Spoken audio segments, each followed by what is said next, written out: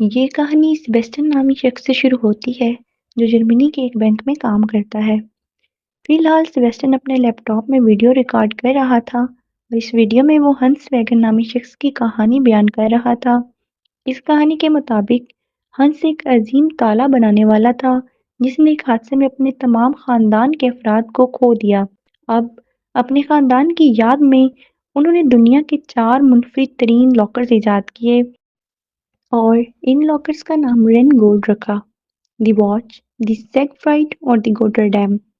ہنس نے ان لاکرز کو اس طرح ڈیزائن کیا تھا کہ اگر کوئی انہیں زبردستی کھولنے کی کوشش کرے تو ان کے اندر کا سارا سامان جل کر راکھ ہو جائے گا۔ اب جب ہنس کا کام مکمل ہوا تو اس نے خود کو اپنے بنائے ہوئے گوٹر ڈیم لاکر کے اندر ہمیشہ کے لیے بند کر دیا۔ اب لاکھوں کوششوں کے بعد بھی جب کوئی اس لاکر کو نہیں کھول سکا تو اسے ہنس کی قبر سمجھ کر سمندر کی گہرائیوں میں پھینک دیا گیا۔ اب سیبیسٹن کی اس کہانی کے مطابق ہنس کے بنائے ہوئے ان 4 لاکرز میں سے 3 اب بھی اس دنیا میں موجود ہیں، لیکن کوئی نہیں جانتا کہ وہ کہاں اور کس کے پاس ہے۔ اب پوری کہانی سنانے کے بعد سیبیسٹن نے ویڈیو روک دی اور اسے یوٹیوب پر اپلوڈ کر دیا۔ اس نے میز پر رکھا ایک لاکر کھولنے کی کوشش کی اور چند ہی سیکنڈ میں اس نے یہ لاکر کھول دیا۔ اب سیبیسٹن خود اپنی حیرت انگیز چستی دیکھ کر کافی حیران ہوا اور خوشی سے اپنے کام پر چلا گیا۔ اب دوپہر کے کھانے کے دوران جب سیبیسٹن اپنا یوٹیوب کا چینل دیکھ رہا تھا تو اس کی ویڈیو پہ کمنٹ آیا جس میں لکھا تھا: اگر تم ان لاکرز کو کھولنا چاہتے ہو تو اس ایڈریس پہ پہنچ جانا۔ وہ وہاں پہنچا تو اس نے دیکھا کہ یہاں بہت سے لاکرز ہیں اور ان کو کھولنا ہے۔ سیبیسٹن کو بھی اس مقابلے میں حصہ لینا تھا۔ اب بہت جلد پہلا راؤنڈ شروع ہوا اور یہاں موجود ہر شخص اپنے لاکر کھولنے لگا۔ اب چونکہ سیبیسٹن اس کام میں ماہر تھا اس لیے اس نے ایک ایک کر کے تمام راؤنڈز پاس کیے اور آسانی سے فائنل تک پہنچ گیا۔ اب فائنل راؤنڈ میں اس کا مقابلہ نیو نامی لڑکے سے ہوا اور ان دونوں کا کام 3 منٹ میں ایک بہت ہی پیچیدہ لاکر کھولنا تھا۔ جیسے ہی وقت شروع ہوا نیو نے اپنا کام کرنا شروع کر دیا، لیکن دوسری طرف سیبیسٹن بالکل پرسکون اور لاپرواہ نظر آیا، گویا اس کا اس کھیل سے کوئی تعلق نہیں ہے۔ لیکن جب گھڑی میں صرف 30 سیکنڈ باقی رہ گئے تو اس نے چھو کر محسوس کیا اس نے صرف 10 سیکنڈ میں دروازہ کھول دیا۔ یہ دیکھ کر سب حیران ہوئے اور سیبیسٹن کے لیے تالیاں بجانے لگے۔ اب تالیوں کی گونج کے درمیان اس نے گیون نامی خاتون کو دیکھا جو اس کی جانب دیکھ رہی تھی۔ جیسے اس خوبصورت خاتون کو دیکھا سیبیسٹن اس کی طرف راغب ہو گیا۔ اسے معلوم نہیں تھا کہ گیون اس کی زندگی بدل دے گی اور وقت کے ساتھ اسے گیون کے بارے میں بہت ہی دلچسپ باتیں معلوم ہوں گی۔ اب اگلی صبح سیبیسٹن دوبارہ کافی شاپ پر پہنچا جہاں گیون کو دیکھتے ہی غلطی سے اس نے ساری کافی اپنے اوپر گرا دی۔ اس کے بعد وہ دونوں ایک میز پر بیٹھ گئے جہاں گیون نے انکشاف کیا کہ اس ویڈیو پر کمنٹ کرنے والا کوئی اور نہیں ہے بلکہ وہ خود ہے۔ گیون کا کہنا ہے کہ میں ایک مطلوب چور ہوں اور پوری دنیا کی پولیس میرے پیچھے ہے اور میرا اگلا مشن ان 3 انوکھے لاکرز کو لوٹنا ہے جس کا آپ نے اپنی ویڈیو میں ذکر کیا ہے۔ وہ صرف 6 سال کی تھی جب اس نے اپنی پہلی گھڑی چوری کی تھی۔ 16 سال کی عمر میں اس کا دل ٹوٹ گیا اور اس نے اپنی پہلی کار چرا لی اور صرف 17 سال کی عمر میں انٹرپول نے اس پر ریڈ نوٹس جاری کیا۔ دراصل گیون سیبیسٹن کو اس منصوبے میں شامل کرنا چاہتی تھی۔ وہ ایسا اس لیے کرنا چاہتی تھی کیونکہ ویگن کے بنائے ہوئے سیف کے بارے میں سیبیسٹن سے بہتر کوئی نہیں جانتا تھا۔ وہ سیبیسٹن کو سمجھاتی ہے کہ اس چوری کو انجام دینے کے لیے ان کے پاس صرف 4 دن ہیں کیونکہ 4 دن بعد ان تمام سیفوں کی جگہ بدل دی جائیں گی۔ اس کے بعد اس نے سیبیسٹن کو کہا اگر آپ اس مشن کے لیے تیار ہیں تو کل صبح تک اس ایڈریس پر پہنچ جائیں۔ اب اس رات سیبیسٹن اپنے گھر پہنچا اور گیون کی دی گئی پیشکش کے بارے میں سوچنے لگا۔ وہ ہنس ویگن کا بہت بڑا فین تھا اور ہمیشہ ان سیفوں کو کھولنا چاہتا تھا، لہٰذا اس نے گیون کے منصوبے میں شامل ہونے کا فیصلہ کیا۔ اب اگلے دن وہ گیون کے بتائے ہوئے ایڈریس پر پہنچا جہاں وہ باقی ٹیم سے ملا۔ اس کے علاوہ اس ٹیم میں مزید 3 افراد تھے جن کا نام کورینا، رالف اور بریڈ تھا۔ کورینا اس ٹیم کی ہیکر ہے جبکہ رالف اس ٹیم کا ڈرائیور ہے اور بریڈ اس ٹیم کا شوٹر ہے۔ اب ان سب نے مل کر سیبیسٹین کو پورا منصوبہ سمجھایا اور وقت ضائع کیے بغیر پیرس کے لیے روانہ ہو گئے کیونکہ رین گولڈ پیرس کے ایک بینک میں موجود ہے۔ اب منصوبے کے مطابق سیبیسٹین بینک کے اندر گیا اور لاکر روم کے واش روم میں چھپ گیا۔ اس کے بعد گیون بہت ساری چیزیں لے کر بینک کی طرف چلی گئی۔ وہ آگے بڑھی اور گارڈ کو بیگز دینے کے بہانے بینک کے پچھلے دروازے کی چابی چرا لی۔ اس کے بعد وہ بینک کے اندر آئی جہاں اس نے پہلے ہی لاکر اوپن کروا رکھا تھا، اس لیے بینک کے عملہ سے ایک فیمیل اسے لاکر روم میں لے گئی اور خود وہاں سے چلی گئی۔ اس کے بعد گیون سیبیسٹین کو واش روم سے باہر نکالتی ہے اور اسے اس جگہ لے گئی جہاں رین سیف رکھا ہوا تھا۔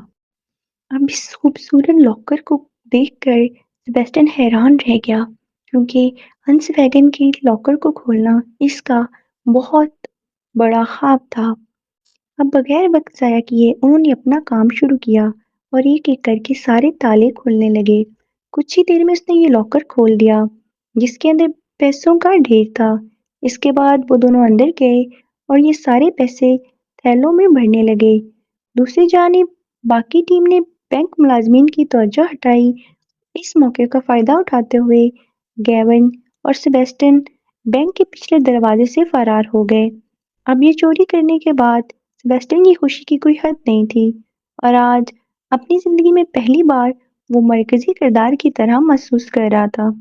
اب اگلے منظر میں ہم انٹرپول کا ہیڈ کوارٹر دیکھتے ہیں جہاں پولیس کو اس چوری کی خبر ملی تھی۔ در حقیقت بینک میں نصب حفاظتی کیمروں سے گیون اور اس کے ساتھیوں کو دیکھ لیا گیا تھا۔ اب میٹنگ میں ہم ڈیلی نامی ایک افسر کو دیکھتے ہیں جو پچھلے کئی سالوں سے گیون اور اس کے ساتھیوں کی تلاش کر رہا تھا۔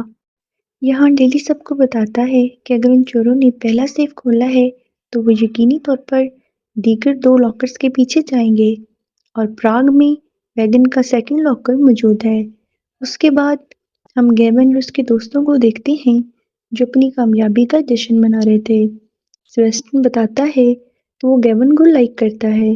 کورینا اسے بتاتی ہے کہ گیون پہلے سے ہی ریلیشن شپ میں ہے اور اس کا بوائے فرینڈ بریڈ ہے، لیکن ابھی کے لیے ان کے درمیان کچھ بھی ٹھیک نہیں ہے اور وہ بہت جلد بریک اپ کر دیں گے۔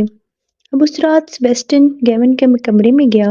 دونوں ایک دوسرے سے بات کرنے لگے لیکن بدقسمتی سے بریڈ نے انہیں دیکھا اور اسے سیبیسٹین پر بہت غصہ آیا۔ اب اگلے دن پوری ٹیم پراگ پہنچی جہاں ویگن کا دوسرا لاکر رکھا گیا تھا، لیکن وہ اس بات سے بے خبر تھے کہ ڈیلی اور اس کی ٹیم پہلے ہی ان پر نظر رکھے ہوئے ہے۔ اب منصوبے کے مطابق گیون اور سیبیسٹین بینک کے اندر گئے اور کورینا کی ہدایات پر عمل کیا اور لفٹ پر پہنچ گئے، لیکن اس دوران سیکورٹی کو ان پر شک ہوا اور 2 سیکورٹی گارڈز گیون اور سیبیسٹین سے پوچھ گچھ کرنے آئے، لیکن اس سے پہلے کہ وہ کوئی سوال پوچھیں گیون نے اپنا کام بہت واضح طور پر کیا اور لاکر تک پہنچ گئے۔ دوسری طرف ہم نے ڈیلی کو دیکھا جو بینک کے باہر ان چوروں کا انتظار کر رہا تھا، لیکن جب اس نے کافی دیر تک کوئی حرکت نہیں دیکھی تو وہ پریشان ہو کر بینک کے اندر چلا گیا، لیکن جب وہ اندر آیا تو پتہ چلا کہ وہ جس لاکر کی تلاش کر رہا تھا اسے ایک ہفتہ قبل بینک کی دوسری برانچ میں منتقل کر دیا گیا تھا، اور اس کا مطلب یہ ہوا کہ پولیس اہلکار کہیں اور موجود تھے اور یہ چوری کسی اور بینک میں ہوئی تھی۔ اب وہ سب وقت ضائع کیے بغیر اس بینک کی طرف بھاگے تاکہ گیون اور اس کے ساتھیوں کو پکڑ سکیں، جبکہ دوسری طرف سیبیسٹین نے اس لاکر کو کھولنا شروع کیا اور کچھ مشکل کے بعد وہ اس میں کامیاب ہو گیا۔ اب ویگن کے دوسرے لاکر کا دروازہ کھولنے کے بعد سیبیسٹین خوشی سے پاگل ہو گیا اور گیون کو گلے لگا لیا۔ دوسری طرف بینک کی سیکورٹی ٹیم نے پورے بینک میں ہائی الرٹ جاری کیا کیونکہ ان دونوں گارڈز کا کوئی نشان نہیں تھا۔ جیسے ہی ہائی الرٹ کی آواز آئی کورینا نے ایک منصوبہ بنا لیا اور پلان بی شروع کیا۔ اور بریڈ کو ڈاکو بنا کر بینک کے اندر بھیج دیا۔ اب جیسے ہی وہ اندر آیا وہ بینک میں موجود سب کو بندوق کی نوک پر لے گیا، جس کی وجہ سے سب کی توجہ گیون اور سیبیسٹین سے اس کی طرف چلی گئی۔ اس کا فائدہ اٹھاتے ہوئے ان دونوں نے بیگس میں ساری رقم بھر دی اور جیسے ہی کام ختم ہوا اس نے بریڈ کو اشارہ دیا۔ اب جیسے ہی سگنل ملا بریڈ بینک سے باہر آنے لگا، لیکن پھر ایک سیکورٹی گارڈ نے اس کے کندھے پر گولی مار دی، لیکن اس کے باوجود بریڈ رکا نہیں اور وہ کسی طرح اپنے گاڑی تک پہنچ گیا۔ اب جیسے بریڈ باہر نکلا بینک میں موجود دوسرے لوگ بھی باہر آنے لگے اور اس ہجوم کا فائدہ اٹھاتے ہوئے گیون اور سیبیسٹین بھی باہر نکل آئے۔ اس کے بعد وہ اپنی کار کی طرف بھاگے جہاں بریڈ نے گیون کو اندر کھینچ لیا اور سیبیسٹین کو اندر نہیں آنے دیا۔ بریڈ نے ایسا اس لیے کیا کیونکہ وہ گیون اور سیبیسٹین کو ایک ساتھ دیکھ کر خوش نہیں تھا اور اسے ڈر تھا کہ سیبیسٹین گیون کو اس سے چرا لے گا۔ اسی دوران سیبیسٹین نے پولیس کو اپنی طرف آتے ہوئے دیکھا اور اپنی جان بچانے کے لیے وہ وہاں سے سائیکل لے کر بھاگنے لگا۔ اب ایک لمبے عرصے تک بھاگنے کے بعد اس نے آخرکار پولیس کو چکما دے دیا۔ ٹرین میں بیٹھ کر پراگ سے باہر نکلا، جبکہ دوسری طرف گیون اور بریڈ کے درمیان جھگڑا ہوا، جس پر بریڈ نے اسے سمجھایا کہ انہیں اب سیبیسٹین کی ضرورت نہیں ہے کیونکہ انہوں نے ویگن کے 2 لاکرز کو لوٹ لیا ہے اور اب ان کے پاس لاکھوں کی دولت ہے اور اس لیے اس تیسرے لاکر کو کھولنے کی ضرورت نہیں ہے۔ لیکن گیون اس سے قائل نہ ہوئی، اسے کوئی فرق نہیں پڑا اور اس نے سیبیسٹین کے پاس واپس جانے کا فیصلہ کیا۔ لیکن گیون کچھ سنے بغیر گاڑی سے باہر آ گئی۔ اب گیون کے ساتھ کورینا بھی گاڑی سے باہر نکلی اور وہ دونوں بریڈ کا ساتھ چھوڑ کر سیبیسٹین کو تلاش کرنے نکل گئیں۔ کسی طرح سیبیسٹین اپنے گھر پہنچا جہاں گیون اور کورینا پہلے ہی اس کا انتظار کر رہے تھے۔ اب ان دونوں کو اپنے سامنے دیکھ کر سیبیسٹین غصے سے سرخ ہو گیا اور ان دونوں کو وہاں سے چلے جانے کو کہا۔ جب جانے کو کہا گیا تو گیون نے اسے سمجھایا کہ بریڈ یہ چوری صرف پیسوں کے لیے کر رہا تھا، جبکہ میرا اور آپ کا مقصد ویگن کے ان 3 لاکرز کو کھولنا تھا۔ یہاں گیون نے سیبیسٹین سے وعدہ کیا کہ چاہے کچھ بھی ہو جائے میں ہمیشہ آپ کا ساتھ رہوں گی۔ سیبیسٹین بھی پرسکون ہو گیا اور اس تیسرے لاکر کو کھولنے پر راضی ہو گیا۔ اس کے بعد وہ تینوں سوئٹزرلینڈ پہنچے جہاں ویگن کا آخری لاکر ایک بہت بڑی کسینو میں رکھا گیا تھا، لیکن ان تینوں کے علاوہ سوئٹزرلینڈ میں کوئی اور بھی تھا اور وہ ڈیلی کرو تھا۔ اس بار ڈیلی نے فیصلہ کیا کہ وہ ان چاروں کو کسینو کے اندر داخل ہونے دے گا اور انہیں رنگے ہاتھوں گرفتار کر لے گا۔ ڈیلی کرو کی ٹیم نے کورینا کی ریڈیو فریکوینسی کو ٹیپ کیا اور پتہ چلا کہ گیون اور سیبیسٹین اس لاکر کو کھولنے کے لیے 5 بجے کسینو کے اندر جائیں گے۔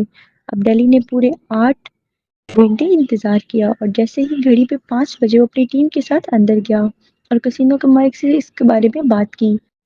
لاکر کے بارے میں پوچھے جانے پر اس خاتون نے جواب دیا کہ چند گھنٹے قبل انٹرپول نے مجھے اطلاع دی کہ ویگن کا آخری لاکر چوروں کا نشانہ ہے اور بہتر ہوگا کہ میں اسے کسی محفوظ جگہ پر منتقل کروں۔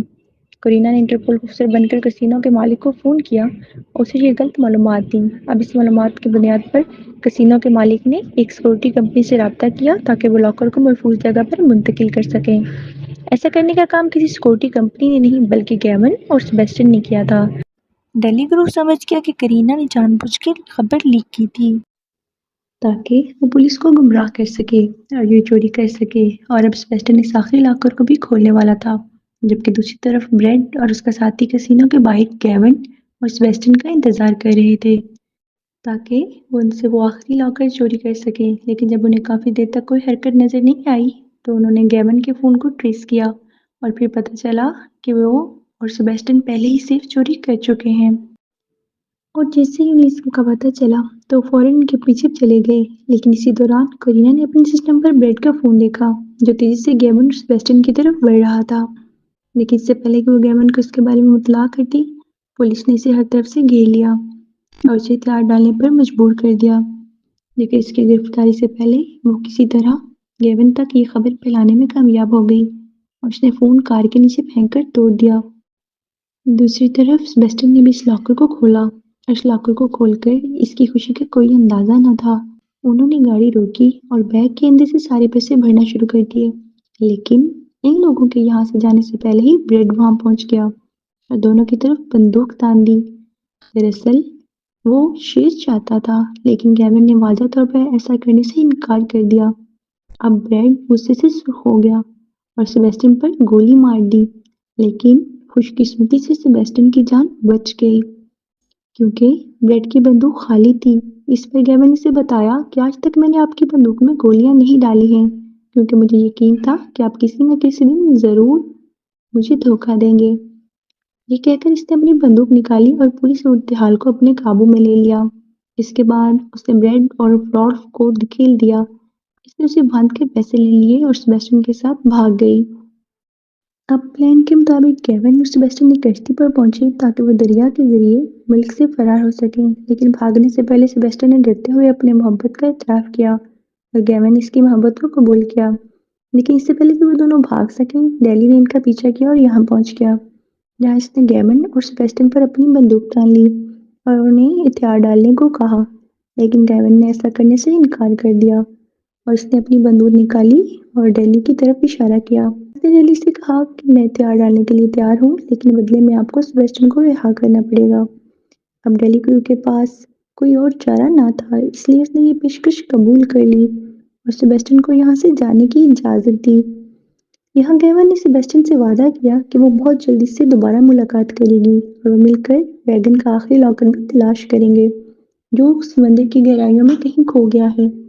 اب بھاری دل کے ساتھ سیباسٹین گیون کو الوداع کہہ کر وہاں سے کشتی میں روانہ ہو گیا۔ اب کئی سال گزر جانے کے بعد کیلیفورنیا میں سیباسٹین دکھایا گیا، جہاں وہ لاکر بنانے کا کاروبار کرتا ہے اور اس نے اپنی دکان کا نام گیون کے نام پہ رکھا ہے۔ اب ایک دن ایک جوڑا سیباسٹین کے پاس آتا ہے اور اسے ایک لاکر کا نقشہ دکھاتا ہے اور پوچھتا ہے کہ کیا اب اس لاکر کو کھول سکتا ہے۔ اب سیباسٹین اس نقشے کو دیکھ کر بہت خوش ہو جاتا ہے کیونکہ یہ وہی لاکر تھا جو سمندر میں کہیں کھو گیا تھا۔ یہاں سیباسٹین اس مشن کے لیے تیار ہوا اور اس کے ساتھ یہ شاندار فلم یہی ختم ہوئی۔ مجموعی طور پر کہانی ہمیں سکھاتی ہے کہ کسی کے خوابوں کا راستہ ہمیشہ سیدھا نہیں ہوتا، راستے میں کسی کو دھوکہ دہی، محبت اور مشکل انتخاب کا سامنا کرنا پڑ سکتا ہے۔ اس بات پر بھی روشنی ڈالتا ہے کہ حقیقی تکمیل صرف منزل سے ہی نہیں بلکہ سفر سے ہوتی ہے۔